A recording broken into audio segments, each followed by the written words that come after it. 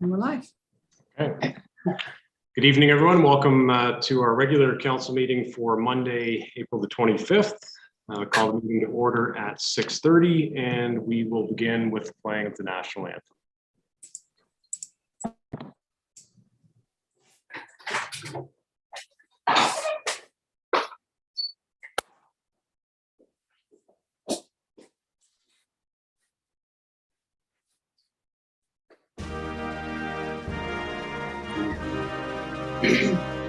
One second.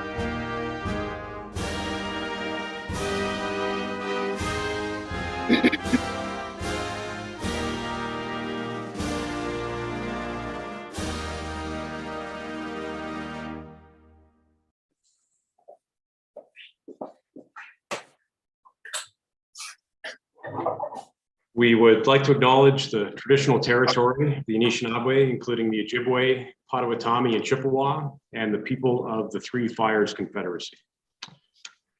Just a standard reminder to members that pecuniary interest must be declared both in writing and verbally, and the written declarations can be filed with the clerk. Madam Clerk, were there any public questions for question period? No questions this evening, Your Worship. Okay. All right, so we have two proclamations for this evening. The first is for the National Day of Mourning. Whereas April 28th is a day set aside to honor those workers across the country whose lives have been lost, those who've been injured or disabled on the job, or who suffer from occupational diseases. Whereas the town of Shelburne is committed to establishing and maintaining safe workplace conditions for our workers, and whereas the National Day of Mourning was officially recognized by the federal government in 1991 and originally launched by the Canadian Labour Congress in 1984, together on this day, we strive along with employers and unions across Canada to prevent workplace deaths, illnesses, and injuries. And whereas by recognizing the Day of Mourning, we acknowledge the continuing need to work collectively with our unions and associations to eliminate workplace injury, illness, and death in the workplace. Therefore, I, Mayor Wade Mills, do hereby proclaim April 28th, 2022 as the National Day of Mourning in the town of Shelburne. And the second proclamation is for National Volunteer Week, which is from April 24th to the 30th. Whereas 12.7 million Canadian volunteers give their time to help others, contributing close to 2 billion volunteer hours per year. And whereas volunteers in the town of Shelburne mentor our children, feed our hungry, comfort our lonely, beautify our green spaces, and fundraise for our charitable organizations. And whereas Shelburne's volunteers are young, old, families, workers, retirees, men and women of all ages and backgrounds. And whereas the collective result of the work done by our town's volunteers is that the town of Shelburne is a more desirable place to live. And whereas there are numerous organizations in Shelburne that rely on volunteers, now therefore I, Mayor Wade Mills, do hereby proclaim April 24th to the 30th, 2022 as National Volunteer Week, and urge my fellow citizens to recognize the crucial role played by volunteers in our community. So we have no deputations this evening, so that takes us right to council inquiries. Are there any inquiries? Councilor Bernardo. I have several inquiries. I'll start with the first one. street cleaning. Jim, I know you're on. Can you give us a bit of an update on the street cleaning? I've had several citizens complain to me about their streets not being cleaned. Yes, through your worship, we do have our contractor in. He's been in now for about a week and a half. He is working on the street, so they're pulling out the main sections of the road, and usually we come back around, catch the rest of that after we get some of the heavy stuff out of the way. So yeah, they have started and they are making the rounds. So. Okay. I know Old Village Lane was cleaned and I appreciate that very much, but I'm sort of curious as to Greenwood and Fiddle Park, which are a couple of main streets. They are not cleaned, and that's where I'm getting the majority of my complaints from citizens on. So timing is an issue there, and they're wondering as to when they can see their areas cleaned. Yeah. Within the next week or so, we should have the first round out of the way. So should be within that time period. I can check with our Public Works Supervisor tomorrow and just see where they are at. I believe they were around in by Town Hall today. So. Okay, thank you for the update. The other, one other inquiry, I thought we had a bylaw against large trucks like tractor for tractor trailers parking within our community. I've had some complaints about tractors being parked and the noise that they create in the mornings when they start up and leave. So I'm just curious, do we still have that bylaw in effect, or do we not have a bylaw in effect for that? Jennifer, did you want to tackle that one? Yeah, through your worship to Councilor Bernardo. There is within our traffic bylaw, heavy parking noted within that. That is not proactive, that is a reactive. So we need complaints to come in order to address those. Okay, I'll mention that to the people that have issues with that. The final one is on, unfortunately, I keep bringing this up, speeding within the community. Again, Greenwood, Fiddle Park, I'm getting complaints in that area. I know, your worship, that you mentioned that the OPP were going to be coming to council at some point and speaking to us about that. So I'm just mentioning that. And also to Jim, can we get our signs moved? They've been in on William Street and I forget where the other location, Greenwood Street. They've been there for quite a piece of time. And I'm wondering about if they can be moved around a little bit so that, they do collect data and they can assist the OPP in the data that they need to know where to enforce. Yes, we certainly can move those back around. We do have a number of locations in town. All we need to do is just relocate the signs. The posts are already there, so we're due to have them switched around there. So, okay, thank you very much. That's the end of my inquiries tonight. Thanks, Councilor Bernardo. Just on that last point, Inspector Ward from the OPP is going to be coming to a future meeting. We had actually talked about him coming tonight, but that wasn't workable. But I think currently we're kind of looking at the second meeting in May, so we'll get him in here as soon as we can to talk about speeding and anything else that the council wants to bring up.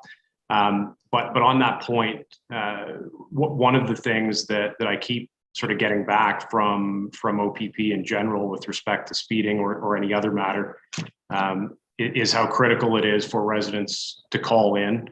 Not the emergency line, obviously, but the OPP is very much data driven, and that helps them, I guess, through the deployment of their resources when they know where there are issues. So if there is a persistent speeding problem on Greenwood, as you mentioned, the phone calls from residents indicating that will certainly help, beef up those stats and drive the deployment from there. So, Deputy Mayor Anderson, I think I saw your hand.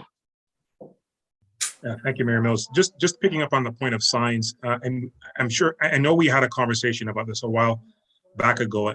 What I'm referring to specifically is our gateway signs. I wasn't really sure as to when we were going to move forward to replace them. I know that I think at some point in time we were maybe waiting for the development to sort of further progress on 89 before we started to install. But I just wanted to get a refresher on that, and then I have, if I could get maybe staff to comment on that and just maybe just remind me. But then I have another comment after that. Sure, Denise. Certainly, to the Deputy Mayor, the gateway signs were part of the budget, but certainly to your point, we have delayed the installation until all the development in the corridors is completed to ensure that the placement is not problematic. And it also takes into account any construction that could affect placement going forward. So we're not actually sure whether we'll complete those now in 2022, especially at the development at 2089 and 124 area. We also want to make sure that what we're doing by Colonel Phillips Boulevard or in that area is completely undertaken, as well as the one that's probably not as questionable would be coming in from 11 from the south coming in north with the welcome there. But I can certainly just check with Carol Maitland, who's spearheading that project with operations, to get back to all of council with more information. Carrie, sorry, I think Carrie just wants to add something to that point. I just wanted to add that we do have it in the 2023 capital budget. Okay. And my next comment is, I know that we've received information with respect to some new hires at the town, and I was just wondering either Denise or Jennifer could just maybe speak to, so the public who may have missed that, to maybe comment on our new hires and what positions they've been able to fill recently. So without, I guess, providing specific names, I can confirm that as part of the service delivery review, a number of new positions had been recommended, which were in the budget for 2022 for the consideration of council. Two of those positions have been hired. That is the junior MLE municipal law enforcement officer, and he commenced today. So he will be working parallel but different hours than our existing senior MLEO. We have also hired the deputy clerk committee coordinator. She will be joining us next week and working out of town hall. We have posted a position that was approved by council. That is for the planning coordinator, and we're reviewing that and have not yet hired anybody at this point. We also had council's approval to take on the farmers market this year as a pilot project in the transitional year. And we were successful in hiring a person who started last week as our contract position as our market coordinator. And he will be attending the market every Thursday, which is a weekly event in 2022. Councillor Bernardo. Just to follow up on the deputy mayor's last inquiry, is it possible that some of these new hires may show up at some council meetings so we know who we have hired, meet them at some point in time? It would be nice to know who it is that we've hired as a council. They don't have to say much or stay long, but it would be nice to know a face and a person. Certainly, I did provide a brief outline of who each individual was to council in terms of their previous work experience before joining our team. A number of people would attend council with respect to a staff report in the future. We certainly, if you wish to physically see who they are, you can do one of two things: pop into the office and say hello, or we can maybe bring a few of them to a council meeting to let you say hello to them. And back to the deputy mayor. Yeah, I would follow up with the latter of what our CEO said. It's not uncommon, as you know, Mayor Mills and Warden of the county, that oftentimes when they do hire staff, they are presented certainly to a council, and we're able to lay our eyes on them personally. So I agree with Councillor Bernardo that I think at some point, even in advance of them coming to do a report, because who only knows when that's going to happen. But to have them come in and just do an introduction, and to Councilor Bonanno's point, they don't have to say much, but it'd be nice to lay eyes on them. Unfortunately, with my schedule, I don't have a lot of time to be dipping into town hall, but so I think this would probably be one of the easiest ways to do it. Yeah, and perhaps we could even do something during daytime. I mean, it wouldn't take long. If that would be easier for them, Denise, just to do a sort of a quick 5 or 10 minute virtual meeting. Certainly, or we can just ask them if they could be available for the May 6th or the May 5th meeting for the start of the meeting, just to introduce each of themselves. Again, the planning coordinator is not hired at this point, so it'd be three people. Okay. Good. Okay. Anybody else? Okay. So I've noticed that we do have a community cleanup day planned for this Thursday, April 28th, and that's a partnership between Ice River Sustainable Solutions and the town of Shelburne. Denise, do you have any more details that you could provide on that event? Thank you, Mayor Mills. So Ice River Springs had a park rental. They were initiating a community cleanup, which was corporate, and it was primarily and exclusively going to be their firm. It's a post-Earth Day initiative. So we asked if it was possible through the scheduling of their event that the public would be able to participate, and they welcomed that opportunity. That was coordinated late last week. And on Friday, information was shared through our social media, and the company, in recognition of our information sharing, was very generous and kind to include our logo as a sub-partner in their event. It's taking place on Thursday, as the mayor said, April the 28th at Greenwood Park. It starts at 11 a.m. We expect it to probably be a maximum of 2 to 3 hours, depending on, I guess, how active and what they come across. The town will be removing anything of the bags and debris that they leave behind, and we thank them for the initiative, and we look forward to participating.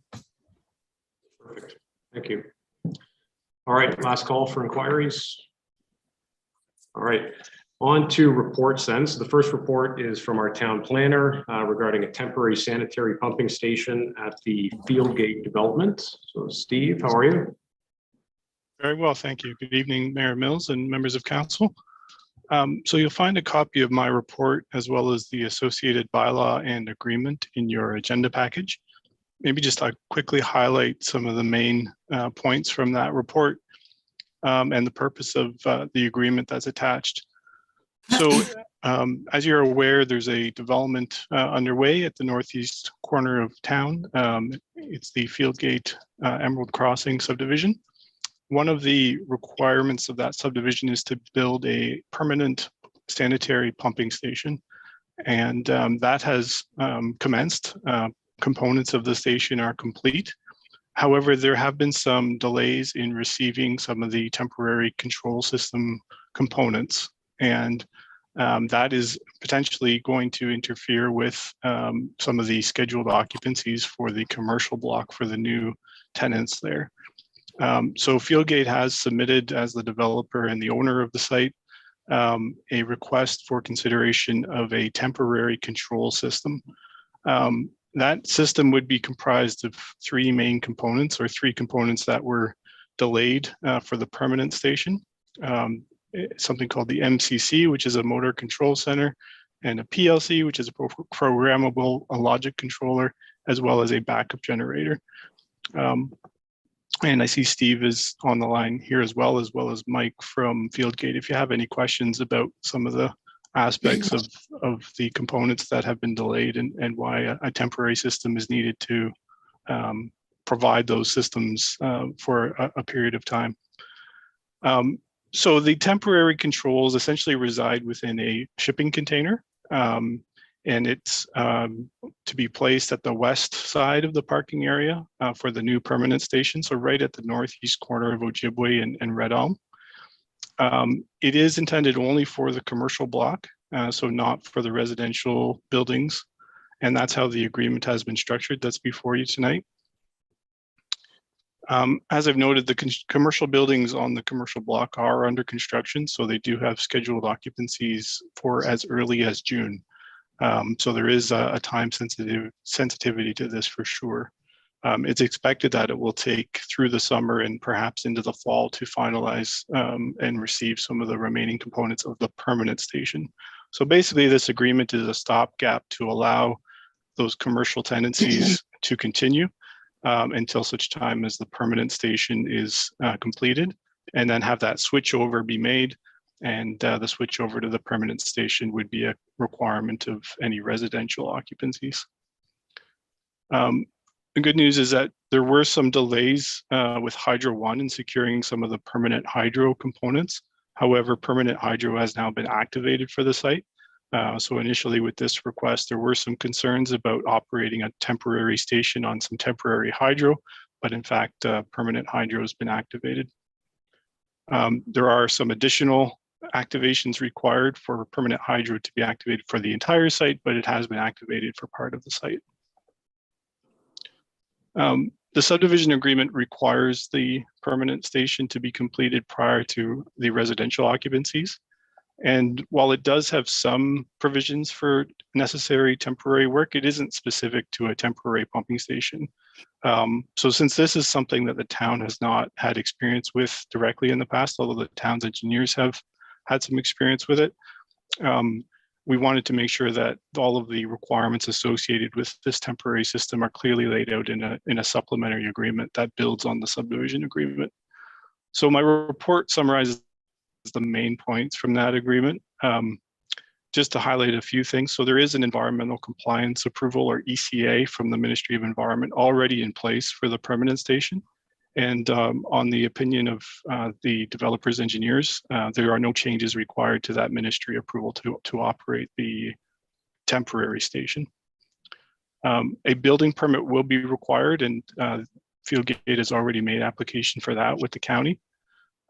There is a requirement in the agreement that a transition plan will be required, and we're suggesting it should be provided at least 30 days before the transition between the temporary station to the permanent one, just to make sure that's as seamless as possible and doesn't disrupt the normal day-to-day operations of the subdivision and the commercial block.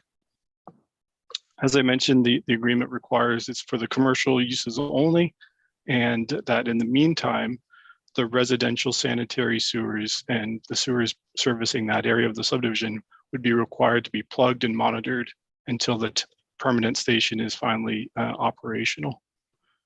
Fieldgate will be responsible for operating the temporary station. So normally with a permanent pumping station, like in Highland Village, for example, and as things progress in the Fieldgate subdivision, the town will take over operation of the permanent station. But for the purposes of the temporary work, Fieldgate has retained a certified operator to operate the temporary control system. Of course, the agreement requires that once the transition has been made to the permanent station, the temporary work has to be completely removed from the site. And if there's any, restoration requirements, to bring the land back to where it should be, given the system will be located at the southwest corner of the park block, that work will have to be completed by Fieldgate. And then there will be some provisions there are provisions in the agreement for town access to inspect the operations, and that the town may require the developer to undertake, operational and maintenance work as required to satisfy the town's needs for the successful operation of the station. Now, since the agenda was circulated with the agreement, I did receive some comments back from legal counsel on the draft supplementary agreement. There were no major changes as a result of that, but just so council's fully aware, a revised agreement has been prepared. The revisions relate to defining the permanent works more specifically to differentiate that from the temporary work. It clearly spells out that the permanent station is required prior to occupancy of any residential lots, and establishes that 30-day time frame for providing the transition plan ahead of the switchover. So with that concludes the summary of my report. A bylaw is ready and recommended for council consideration to authorize the mayor and the clerk to execute the supplementary agreement. And it is a time-sensitive matter, as Fieldgate is expecting to commission the temporary station as early as next week. So with that, I'd welcome any comments or questions. Thank you. Thanks, Steve. I have one question for Steve Burnett, I guess, probably. I certainly have no issue in doing whatever we can from our perspective to help move this along so that the commercial development can get up and running as soon as possible. But Steve, from a technical point of view, are there any sort of operational or compliance concerns that council should be concerned about? At this time, I think as Steve Weaver pointed out, we have worked with the developer and their consultants. They did put together a very detailed temporary plan associated with the commercial development. Obviously, there are risks when anything is done temporarily. It wouldn't be temporary if it wasn't risk, but I do think the developer and their consulting team put together a thorough package to allow us to review and made the concessions that we were looking for to be able to support this application. So we are recommending, along with the town planner, that this be accepted as a stopgap for the commercial development to continue. Okay, and you're sort of in agreement with their opinion that no changes to the approvals are needed to proceed this way? We are, and we were also provided copies from the ministry that confirmed the developer's consultant request, and we were in agreement with that approach. Perfect. Okay. Deputy Mayor. Thank you. And Steve, as you speak about the risk, I presume that it would be standard that if anything were to occur, certainly the town would be held harmless with respect to any claims that would be brought if something were to happen. Would that be fair to say? Through you, Mayor, to the Deputy Mayor, and I don't know if you meant that question for Steve Burnett or myself, sorry, but Steve, I you don't can want jump in. either. Steve's is good. We do have an indemnification clause in the agreement, so that's certainly the intent. Okay, and Steve, I just wanted to confirm, you said there's a representative on from Fieldgate right now? Yes, Mike McLean is here. Okay, Mike, I can't see you, but first of all, I just want to say, I have no issues with respect to what's being proposed. I think all the questions that I had were answered, but I just wanted to say to you, Mike, directly that I certainly appreciate the efforts that you and your team have made to ensure that the commercial block, if I'm not mistaken, is sold out, if not very well sold out. It was very important as a council, as you know, that we get commercial, and you've done an excellent job in ensuring that. So I just want to say that to you directly, Mike. And then secondly, I just wanted to ask, outside of the commercial, when could we expect the residential to start? The residential is underway, as Steve's alluded to, that permits have been given. Basements are going in currently. So all of this sort of conspires through the COVID supply line issues, and that's no different for the housing as well. So, you know, we used to build a house in 5 months. Now we're taking upwards of 8 or 9, and it's going to depend on some labor issues that are on the horizon. But we're expecting our first occupancy near the end of the year in Q4 at this point. All right, thank you.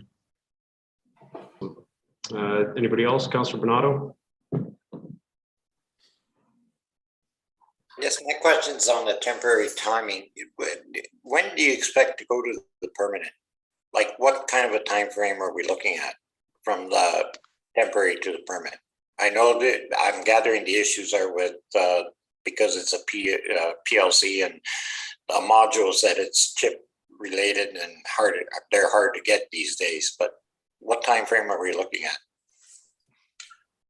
I can take a first crack at that, and then through you, Mayor, and then Mike or Steve could join in if I get anything wrong here. But a critical path has been provided by Mike's team, and it has indicated that they're targeting, I think it was September or October, to try and have the permanent station operational. Now, there's a bit of contingency room perhaps in there with residential occupancies more towards the end of the year, but the goal is to get it operational as soon as possible.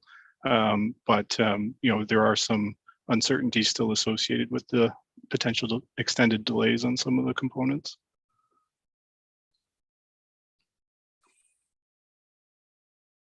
Okay. Anybody else? Okay, can I have a motion then to receive the report and to provide for the reading and enacting of of bylaw number 20-2022, which is a bylaw to enter into a supplementary subdivision agreement with Shelburne 89 Developments Limited for a temporary sanitary pumping station at the Fieldgate Emerald Crossing subdivision development. Moved by Councillor Bernardo, seconded by Councillor Hall. Any further discussion on that? All in favor? That's carried. Okay. Thanks, gentlemen. Thank you. Be well. See you soon. Okay, next is a report from our CAO regarding our social media policy. So Denise, over to you. Thank you, Mayor Mills. Council received a presentation in November of 2020 from a consulting firm that did a council education section, Amberley Gavel. The link to their presentation is included in the report. One of the recommendations presented was that the town should develop, and in advance of the 2022 election, a social media policy. Social media policies are something that many other municipalities have.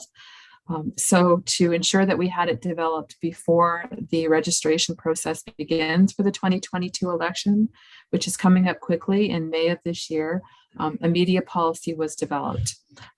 I've outlined in the consultation section the number of other social media policies of municipalities. These are just a few that we looked at to develop ours. So social media, as we all know, is a very popular way of sharing information. It's certainly one that the town has embraced and continues to use. We have a number of platforms that we use on a regular basis within our corporate structure. Our social media platforms are centralized with town, and the policy does reference that in terms of internal controls. And while social media has tremendous benefits, not only for corporations, but for the ability of the community to stay informed in a very timely manner, to be engaged and participate, it certainly also comes with some risks and some provisions that we need to address it in a policy. So we have outlined the tenets of the policy, which applies not only to staff. This policy is applicable to members of council and those that council appoints to boards and committees as volunteers. And the most important part of this protocol is to provide guidelines in terms of respect and continuity in terms of behavior and where the town's responsibilities lie. There's no financial impacts to this report.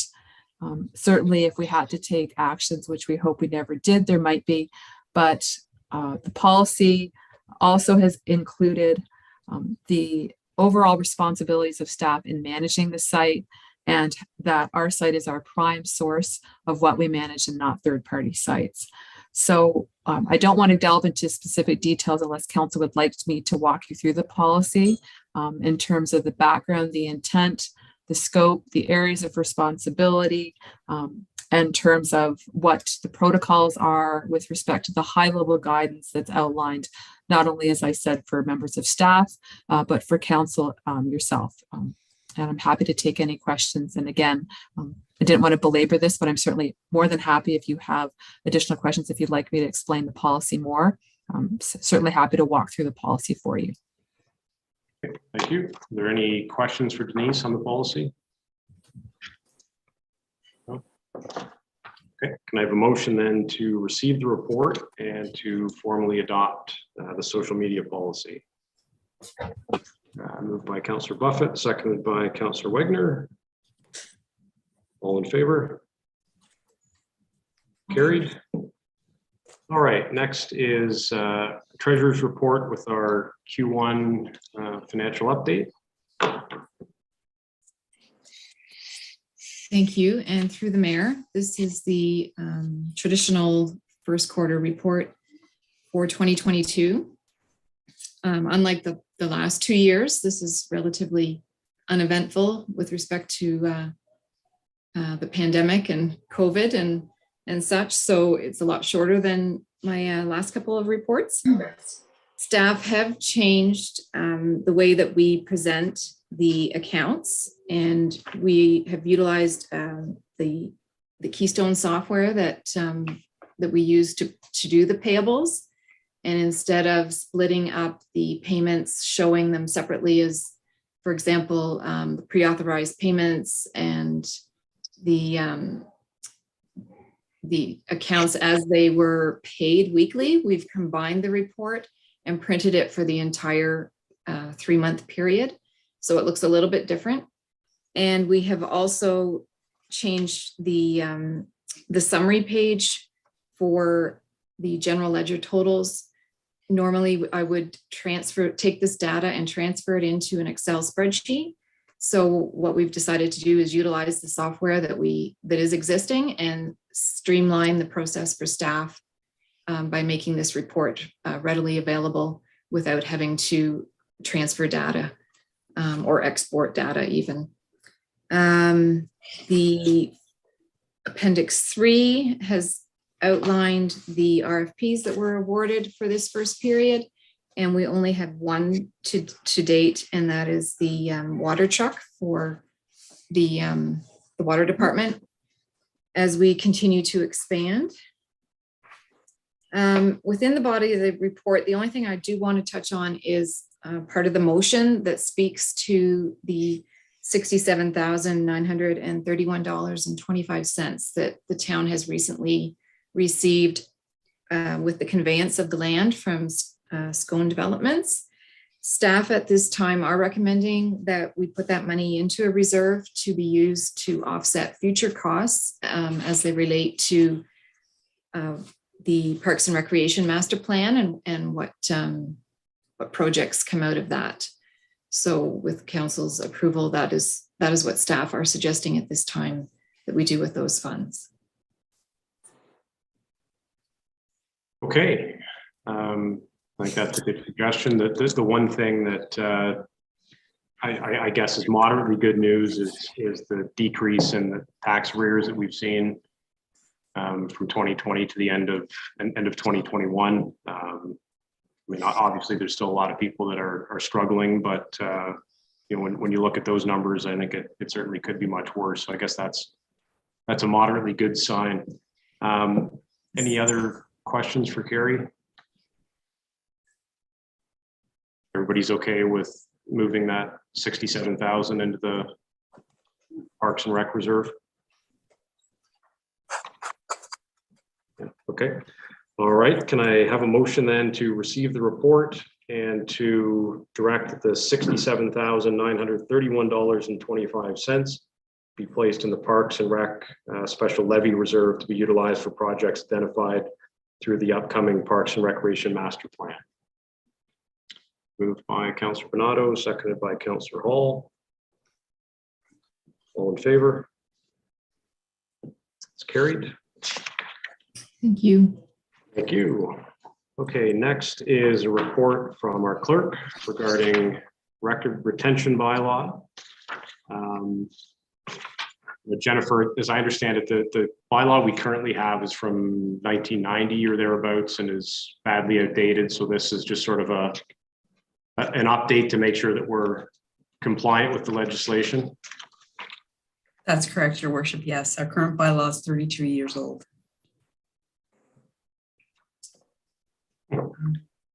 Probably their time then. Agreed.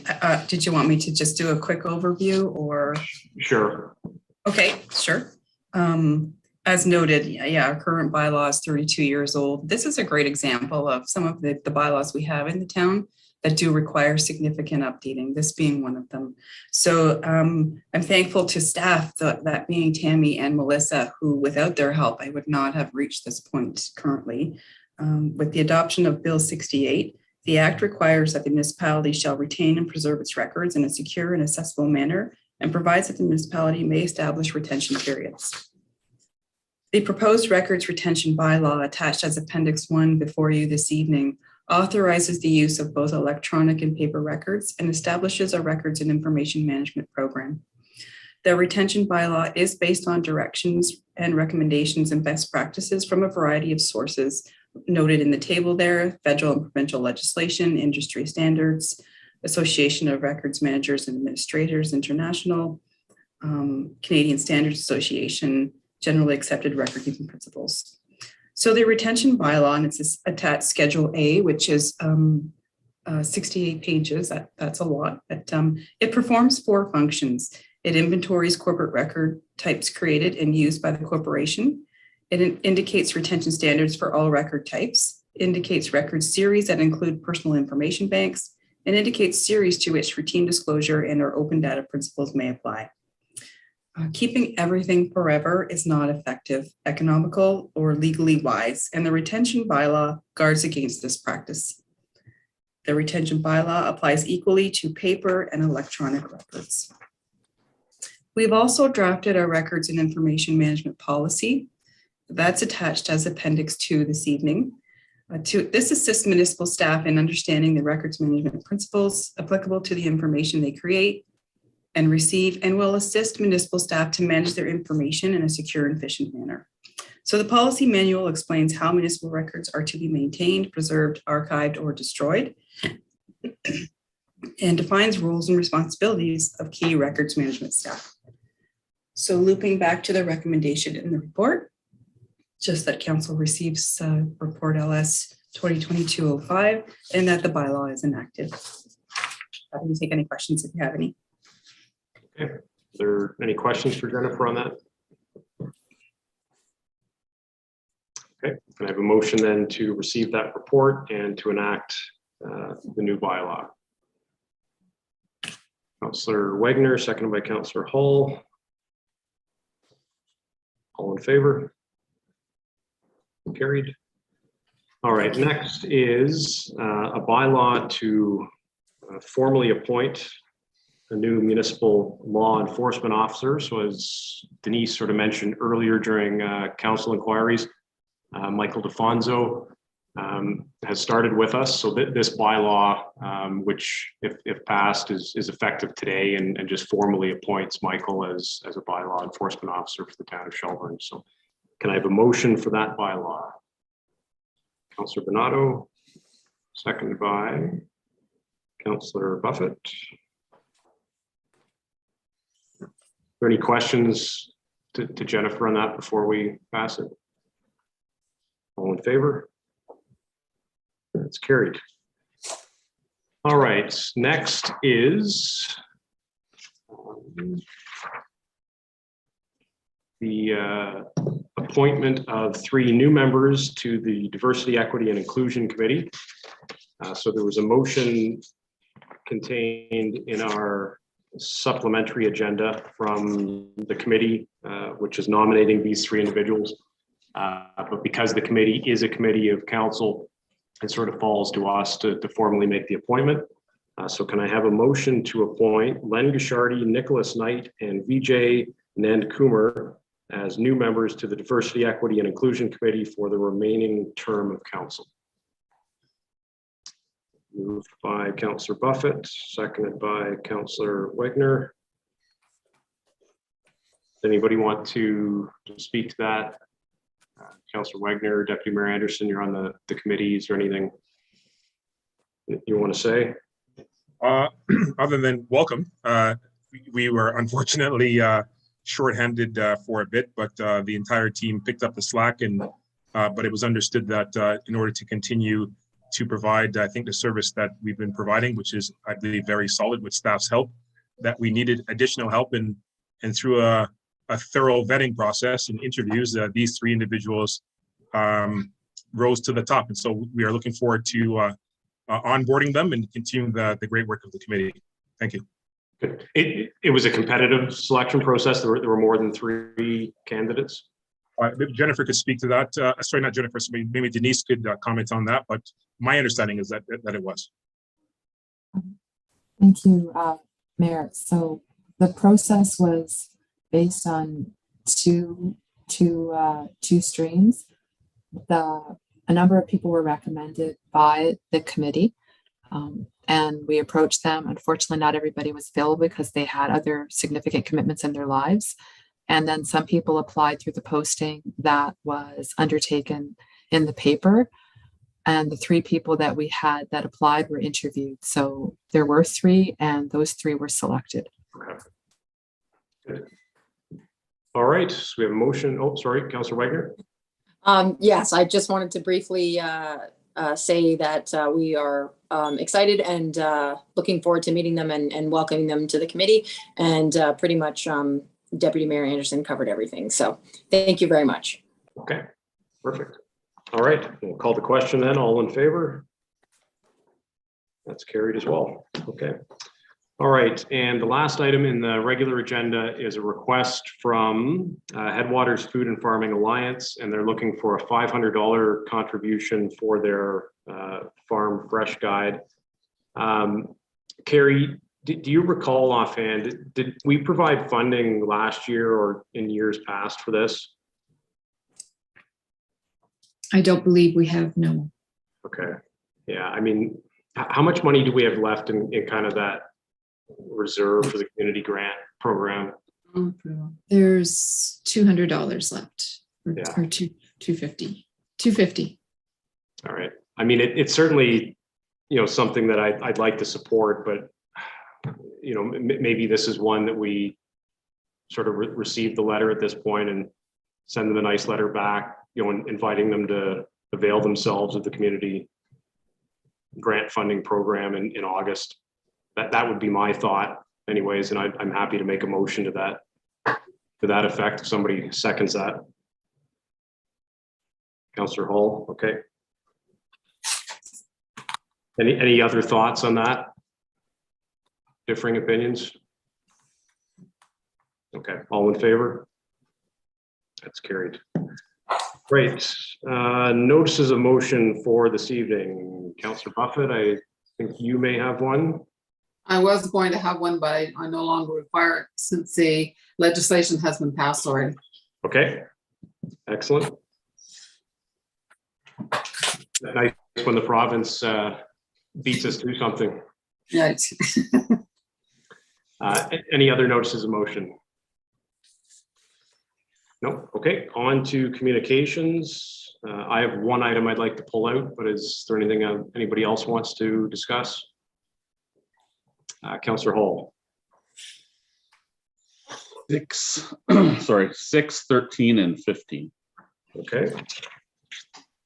I will let you go ahead then. So we'll start with number 6.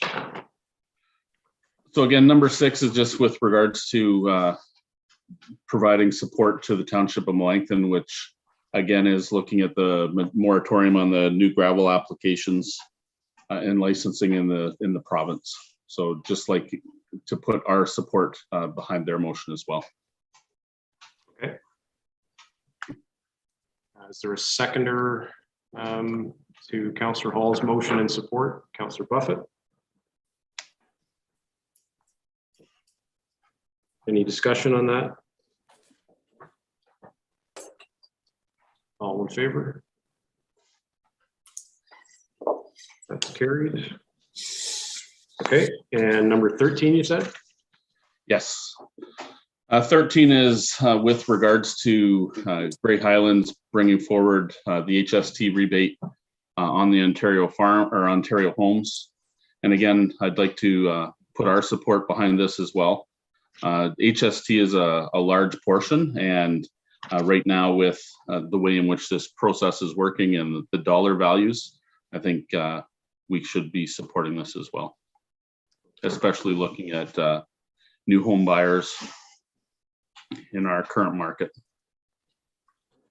Yeah, when you add 13% on top of some of the sale prices, even with the rebates that are baked into it, that can be a substantial amount of money. So is there a seconder for that motion? Councillor Wegner. Any discussion on that? All in favor? Carried. All right, and number 15, did you say? Yes.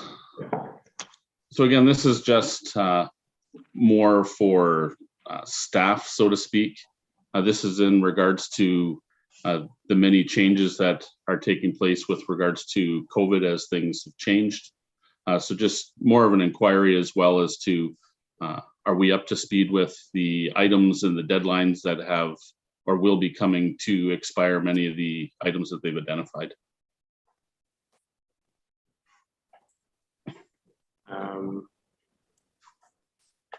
staff want to address that now, or would you be more comfortable bringing something at the next meeting? Or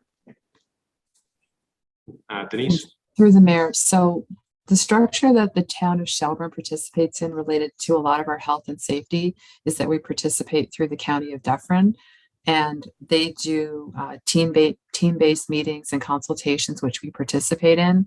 So a lot of the assessments that they provide to us, we can certainly share with council, because those are the positions that we take with respect to the analysis. We don't traditionally do it on our own because we're too small. And we also fund the position at the county as part of a shared approach to that service area. But certainly we're well aware of what the changes are. We're working collectively with them, and anything that would be applicable to us, we would be compliant with.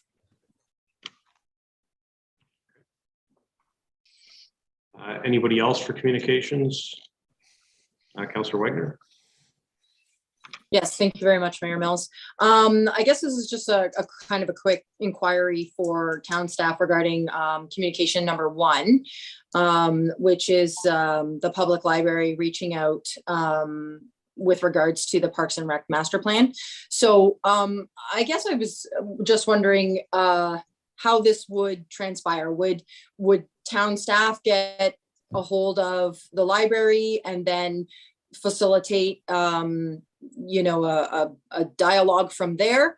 Or I'm not sure how. I want to make sure that they're included for sure. If they have ideas and opinions as to what they would like to see within the Parks and Rec master plan, as to be a partnership or whatnot with them as well, I definitely want to make sure that they're part of this. So secondary to that would then be, do we get a report back on sort of what ideas they had or what information that they have supplied to town staff?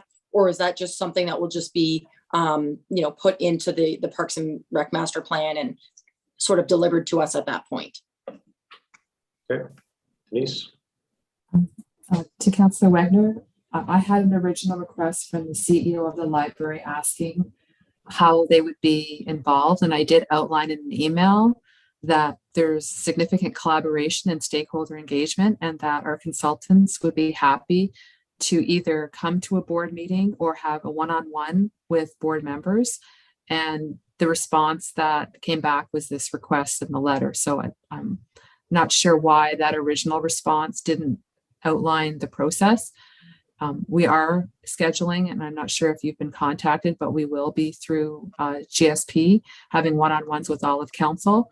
We will also be meeting with a number of the committees to get their input as stakeholders, and all the stakeholder input would be reflected in the final report, not in a separate report to council, as part of the Parks and Recreation Master Plan.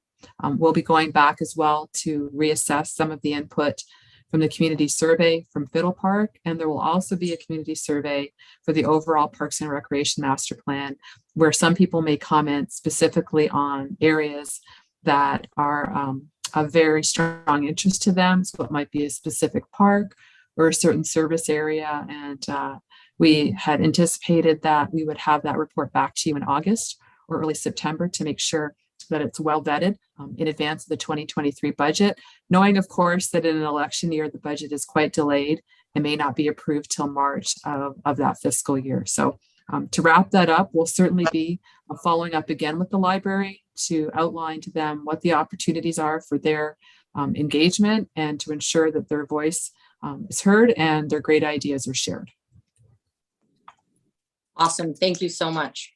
That was the item I was going to raise too. So thanks for bringing that up. But Denise, if it's helpful, I mean, I don't mind giving Chair Dunlop a call just to kind of make it clear that, yes, by all means, we want to make sure they're a part of it, and maybe find out from him how best we coordinate that with our consultants.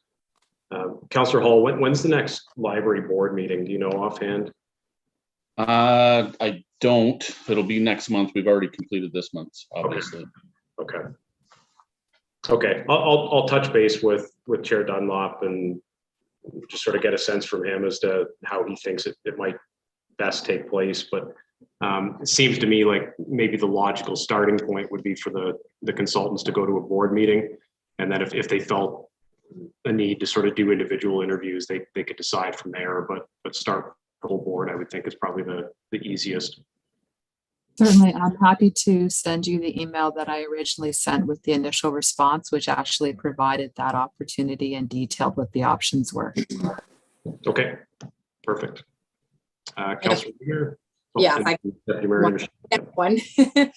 Number 7. If we could sort of, again, it's similar to Councillor Hall with his request for, sort of supporting. As we've seen, the legislation has already gone through for more homes for all. And I feel that Mulmer has brought up some very good points within their resolution. And, I feel like there's the possibility for us to support those. It might not change anything, obviously, the legislation has already been passed, but the more municipalities that stand up and continue to voice their concerns over certain aspects of this legislation, this bill, maybe it will. A ripple is only a ripple without the drop. So, the more voices we have, maybe the louder we can be. And, if it doesn't change the entire legislation, if it can tweak a few things here and there, that would be at least a goal achieved. So my request is that we would maybe just send a letter of support along with that. Okay. Is there a seconder for that motion of support of Mulmer's letter? Councillor Hall? Any discussion? All in favor? It's carried. And was that it, Councillor Wagner? Yes, thank you very much. All right, Deputy Mayor. Yeah, thank you, Mayor Mills. I was also wanted to highlight item number 1, but so I'm not going to repeat what everybody has said. But I too, like Councillor Wagner, was trying to find out how they were going to be involved just by the way they posed the question. And so I guess what I'm understanding is that through GSP, not only are they going to be reaching out to us as councillors individually, but they're going to be reaching out to selected stakeholders. Is that my understanding? And if that's the case, who's on the list of selected stakeholders that they'll be reaching out to? That's what I'd like to know. Or are they, for example, community organizations, are they on the GSP list, or are they going to be engaged in some other format through, let's say, a survey or something else? Through the mayor, the majority of our committees will be met with. The library will be met with. We had a meeting with the service clubs as part of the Fiddle Park engagement process. They probably will be brought back together again on the overall master plan. And then we will be relying on general input from the community through surveys. Okay, because there'll be public meetings as well. Sorry, there'll also be public meetings like information sessions, similar to what we did with the CIP, where the community can come and provide their input in person through that format, whether with COVID restrictions being lifted, we won't be doing those virtually unless, that's, I guess, more strategic for some people and easier for them to participate.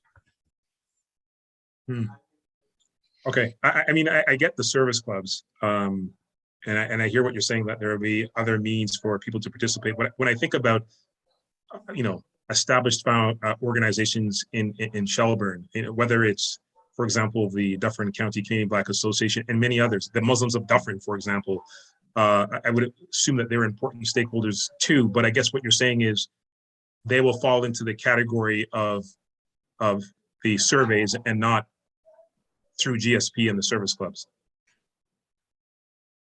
That's correct. And certainly if those organizations wanted to attend a public engagement session as a group and provide their input, because those are more targeted in terms of in person, they certainly can. I think we provided a general outline in the Parks and Recreation Master Plan report that Steve presented in terms of the process and how many engagement sessions we would undertake. The more engagement we have, the more positive the inputs are. Certainly we want to hear from everybody, but it's really not possible to hold, say, 30 or 40 meetings. We need to try to provide that opportunity. And that's why we'll also be using the bang the table format to make sure that it's a two-way communication and that people have an opportunity for ongoing input and make sure that those priorities are shared. Okay, all right, thank you. All right, anybody else? I think this has to be one of the more popular correspondence lists we've had in a while. That's it. Okay, can I have a motion then to receive the items listed under communications for information? Councillor Buffett, seconded by Councillor Hall. All in favor? Carried. All right. Okay, next is our closed session. Can I have a motion to enter into closed session pursuant to section 239 sub 2 sub A and H of the Municipal Act to discuss the security of the property of the municipality or local board, as well as information explicitly supplied in confidence to the municipality or local board by Canada, a province, or a territory, or a crown agency of any of them. Councillor Bernardo, seconded by Councillor Hall. All in favor?